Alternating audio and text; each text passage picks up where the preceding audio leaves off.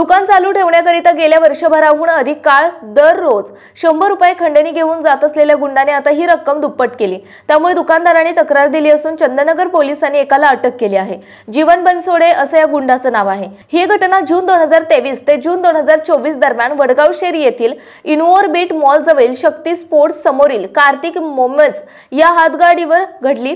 याबाबत एका 24 वर्षाच्या तरुणाने चंदननगर पोलीस ठाण्यात फिर्याद दिली आहे। याबाबत पोलिसांनी दिलेल्या माहितीनुसार फिर्यादी यांचे शक्ती स्पोर्ट्स समोर इनओरबिट मॉल समोर कार्तिक मोमोज नावाचे दुकान चालवित आहेत।